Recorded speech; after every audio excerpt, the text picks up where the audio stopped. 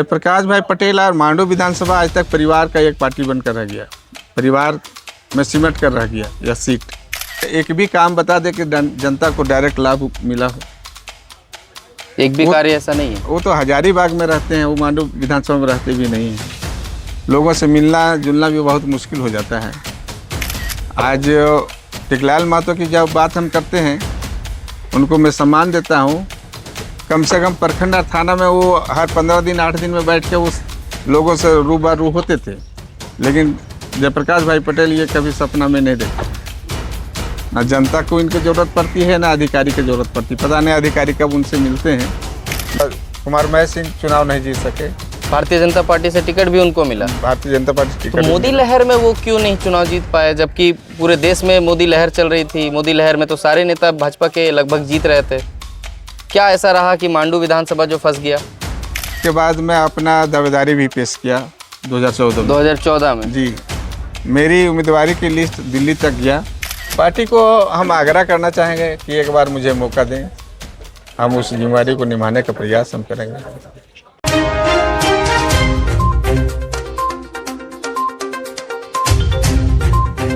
नमस्कार, मैं पारस आप सभी का स्वागत करता हूं दमदार न्यूज़ में। लोकसभा चुनाव ख़त्म हो चुके हैं। अब झारखंड विधानसभा की तैयारी लोग कर रहे हैं। जितने भी कार्यकर्ता सभी पार्टियों के हैं, जो क्षेत्र में काम किए हैं, जनता की सेवा किए हैं, आए दिन हम देखेंगे कि जो कार्यकर्ता ज़मीनी स्तर पर काम करते हैं, उनको एक उम्मीद रहती है कि जब चुनाव आएगा तो पार्टी उनको मौका देगी उनके क्षेत्र की जनता की सेवा करने के लिए।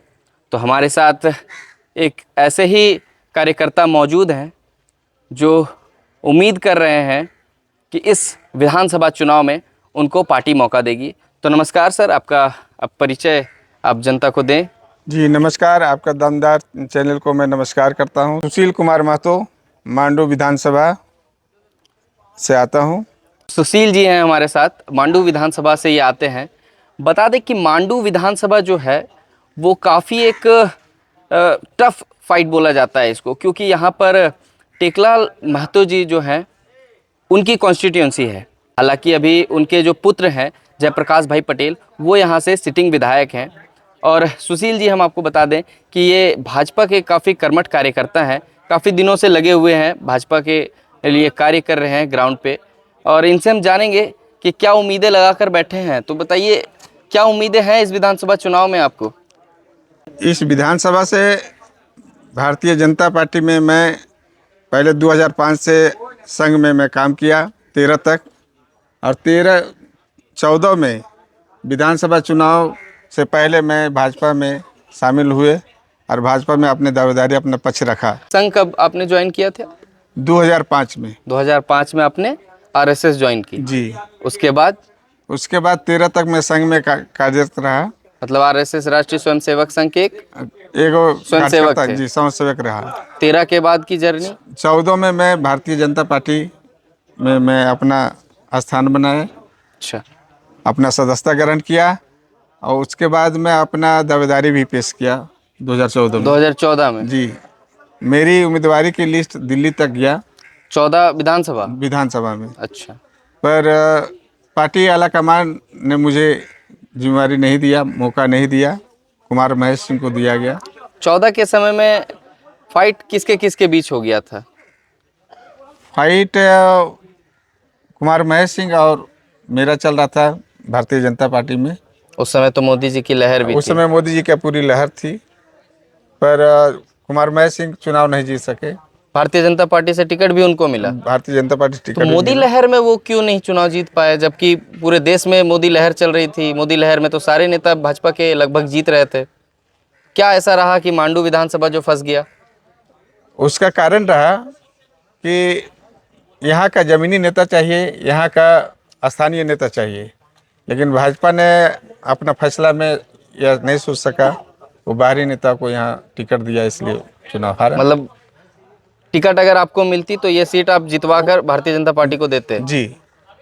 तो मतलब 100% टिकट बंटवारे में थोड़ा सा गड़बड़ी हुई, पूरी गड़बड़ी हुई। उसके बाद की जर्नी बताइएगा। 19 चुनाव आता है। उसके बाद 19 में मैं लगा रहा जनता के बीच में, पर स्थानीय विधायक माननीय जयप्रकाश भाई पटेल वो तो झारखंड मुक्ति मोर्चा झारखंड में मुक्ति थे। मोर्चा के विधायक हुआ करते थे और उन्होंने भाजपा में चले आए। अच्छा। तो पार्टी उन्हें सम्मान दिया, उनको मौका दिया। 2019 की सीट उन्होंने जीता भी, पर भाजपा को जयप्रकाश भाई पटेल ने धोखा दिया।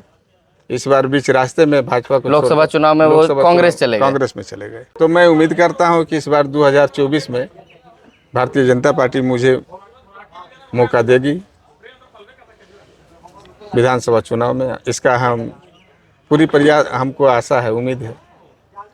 जयप्रकाश भाई पटेल को जब आप देखते हैं, 14 में वो जेएमएम से जीते, 19 में वो भाजपा में आकर के फिर जीते, 24 में इस बार कांग्रेस जाके लोकसभा में लड़े जी जहां पर उनको हार मिली। जी अब तो यहाँ के विधानसभा जो भारतीय जनता पार्टी की सीट है वो तो खाली हो गई है। जी। तो अब क्या लगता है आपको कि 14 के बाद दावेदारी इस बार फिर पेश करेंगे आप? जी बिल्कुल बिल्कुल। और इस बार क्या उम्मीदें हैं पार्टी की आलाकमान से? पार्टी से मुझे उम्मीद है कि मुझे मौका मिलेगा, पार्टी मुझे मौका देगी और मैं उसे ससम्मान निभाने का प्रयास करूंगा। क्षेत्र में आप कितने वर्षों से काम कर रहे हैं? क्षेत्र में हम लोग तो पहले जेएमएम से काम करते थे और 90 से पूर्ण रूप से हम लोग 2004 तक काम किए थे जेएमएम में। माननीय टेकलाल महतो के नेतृत्व में हम लोगों ने पूरा झारखंड का डोर टू डोर पंचायत हम लोग काम किया था। 2005 में टेकलाल महतो जब चले गए लोकसभा, गिरिडीह से सांसद बने, तो हम लोगों के समान उन्होंने नहीं किया, तो हम जेएमएम छोड़ दिया और उसके बाद मैं संघ का काम करना शुरू किया। 2013 तक मैं संघ में काम किया और 14 में मैं भारतीय जनता पार्टी का सदस्यता ग्रहण किया और 14 में अपनी दावेदारी भी रखा। मतलब आप काफ़ी लंबे समय से ही राजनीति में सक्रिय हैं। जी जी। इस बार का जो लोकसभा चुनाव रहा, भारतीय जनता पार्टी तो पूरे देश में काफ़ी कमज़ोर पड़ गई इस बार, जी लेकिन फिर भी सरकार बना ली। जी। तो क्या आप एक कार्यकर्ता होने के नाते क्या आप देखते हैं कि क्या ऐसी कमजोरियां रही जिसके वजह से भारतीय जनता पार्टी को नुकसान उठाना पड़ा लोकसभा चुनाव में?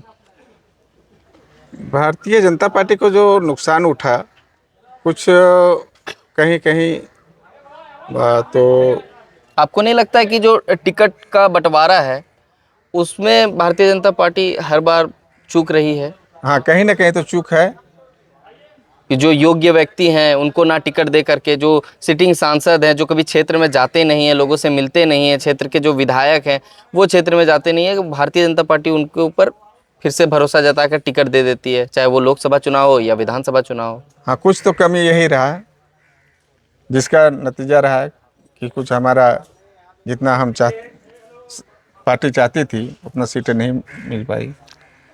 अगर भारतीय जनता पार्टी आपके ऊपर भरोसा जताती है, टिकट आपको देती है मांडू विधानसभा से, जी, तो आपको कितना खुद पर भरोसा है या अपने कार्यकर्ताओं पर भरोसा है कि क्या होगा फिर मांडू विधानसभा का समीकरण? मांडू विधानसभा की जिम्मेवारी अगर मुझे मिलती है, पार्टी मुझ पर भरोसा जताती है, तो यह सीट भाजपा की झोली में जाएगा, ये मुझे पूरा यकीन है। पूरा कॉन्फिडेंस में आप हैं? जी, पूरा कॉन्फिडेंस में। क्योंकि हमें लगता है, हमारे सूत्रों से पता चला है कि जयप्रकाश भाई पटेल विधानसभा भी लड़ेंगे। जयप्रकाश भाई पटेल और मांडू विधानसभा आज तक परिवार का एक पार्टी बनकर रह गया, परिवार में सिमट कर रह गया यह सीट। स्वर्गीय टेकलाल महतो तक यह विधानसभा का जो स्थिति था एक सम्मानजनक था, लेकिन ये 3 साल के कार्यकाल में जयप्रकाश भाई पटेल एक भी काम बता दे, तीन बार का जो कार्यकाल रहा है, तीन बार का जो इनका कार्यकाल रहा, यहाँ तक इन्होंने मंत्री का पद भी संभाला, पर एक भी काम बता दे कि जनता को डायरेक्ट लाभ मिला हो, एक भी कार्य ऐसा नहीं है। वो तो हजारीबाग में रहते हैं, वो मांडू विधानसभा में रहते भी नहीं हैं। लोगों से मिलना जुलना भी बहुत मुश्किल हो जाता है। आज टेकलाल महतो की जब बात हम करते हैं, उनको मैं सम्मान देता हूँ। कम से कम प्रखंड और थाना में वो हर 15 दिन 8 दिन में बैठ के उस लोगों से रूबरू होते थे, लेकिन जयप्रकाश भाई पटेल ये कभी सपना में नहीं देखते हैं। ना जनता को इनकी ज़रूरत पड़ती है, ना अधिकारी की ज़रूरत पड़ती। पता नहीं अधिकारी कब उनसे मिलते हैं, लेकिन जनता आज भ्रष्टाचार में से पूरा गिरफ्त में हो गया है, एक चरम सीमा तक है। यूँ कहें कि हेमंत सरकार या यूपीए की सरकार कहें तो आज मुख्यमंत्री खुद को जेल में है, आलमगीर आलम जेल के हवाले में है। तो इस दिखाने और बोलने के कुछ चीज़ नहीं है। क्या मुद्दे हैं यहाँ पर मांडू विधानसभा के? आपको क्या मुद्दे ऐसे लगते हैं जो सुलझ जाने चाहिए लेकिन अभी तक सुलझ नहीं रहे हैं? यहाँ के मुद्दे में भ्रष्टाचार है। आज लोग पानी के बिना तरस रहे हैं लोग। हाँ, क्योंकि गर्मी 42 डिग्री 43 डिग्री था।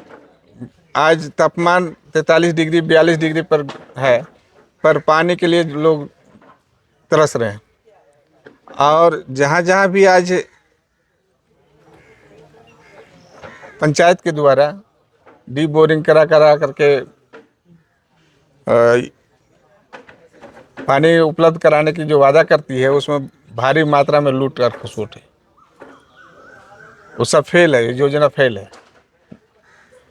सरकार बोलती है नल जल के द्वारा हम पानी दे रहे हैं जनता को, लेकिन जनता को पानी नहीं दे। हेमंत सरकार तो बोली थी कि मैट्रिकुलेशन वाले को हम 5,000 देंगे, ग्रेजुएशन और स्नातक वाले को हम 7,000 रुपये देंगे, पेंशन देंगे। हाँ, लेकिन बेरोजगारी भत्ता। बेरोजगारी भत्ता देंगे। एमए वाले को 10,000 रुपये देंगे, पर ये तो सिर्फ कागजी हवा बनकर रह गया। कहाँ है अभी बेरोजगारी भत्ता? और कहाँ बेरोजगारी भत्ता, कोई आज कहीं लागू नहीं हुआ। अब रही हेमंत सरकार, ये भी अपना चुनावी मैनिफेस्टो में कहा था कि गरमजरुआ जमीन का मैं क्रियान्वयन करेंगे, उसकी रसीद मैं काटूंगा, हर किसान को हक देंगे। लेकिन आज गरमजरुआ के ज़मीन के नाम पर आज अंचल करजारा में लूट मचा हुआ है, किसान तरस है। नामांतरण के नाम पर लाखों लाखों के लूट है, और स्थानीय विधायक कान में तेल डाल के सोए रहता है। एक दिन अंचल कार्यालय या ब्लॉक में उनकी पैर नहीं रखाता है, कभी नहीं आते। कभी नहीं आते हैं। जनता क्या कारण है कि वो क्षेत्र में आते नहीं है, दिखते नहीं? पता नहीं, वो तो हम लोग कहते हैं कि यह अजीब सा स्थिति बना दिया है आज मांडू विधानसभा का। और हम लोग जनता का दोष देते हैं कि उस पर भरोसा जताते थे, आज परिवार में सिमट कर रह गया है मांडू विधानसभा। अब पार्टी भी एक परिवार के पर भरोसा रखती है, लेकिन वो परिवार बिल्कुल आज जनता के साथ धोखा किया। जनता के पास उन्होंने अपना विश्वास नहीं रखा, आस्था नहीं रखा। जनता से आप क्या उम्मीद कर रहे हैं? मांडू विधानसभा की जनता को आप क्या कुछ कहना चाहेंगे हमारे माध्यम से? आपके माध्यम से हम जनता से कहना चाहेंगे कि उस परिवार को कम से कम सत्ता से बेदखल करे और दूसरे को मौका दे। उसके बाद जनता को देखिए, हमारे कंस्टिट्यूंसी में एक भी कहीं भ्रष्टाचार की बात नहीं आएगी। और अंचल और थाना कैसे चलेगा वो समय बताएगा। पार्टी को आप क्या कुछ कहना चाहेंगे अपने तरफ से? पार्टी को हम आग्रह करना चाहेंगे कि एक बार मुझे मौका दें, हम उस जिम्मेदारी को निभाने का प्रयास हम करेंगे।